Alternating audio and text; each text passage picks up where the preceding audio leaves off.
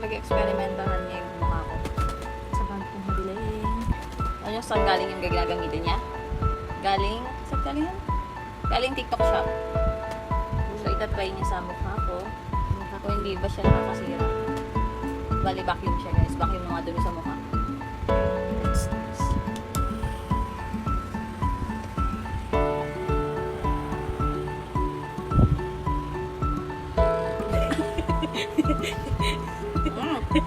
Tatlo kasi yun.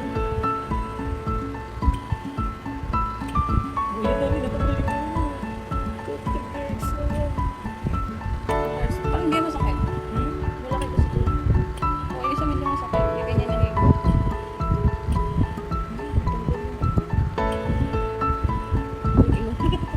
Matatagal yung ilong ko din.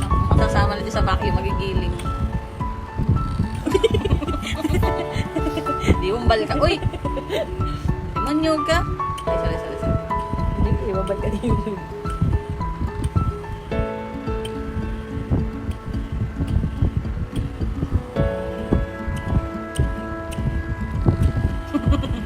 Na-stop ka. At tingnan mo kasi yung posisyon ko. Oo.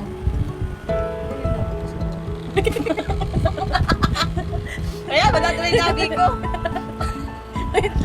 Ay, mauubos yung battery. Yan, ganito kasi dapat. Siyempre, kakabili lang. Hindi pa alam kung makakasira pa ito o makakaganda ng mukha. Ay, nakakatakot ko kasi yung mga bagong order galing online eh. Sa mukha ko muna itatry. Nadadala yung alin. Ay, ang hirap kasi. Paano ba?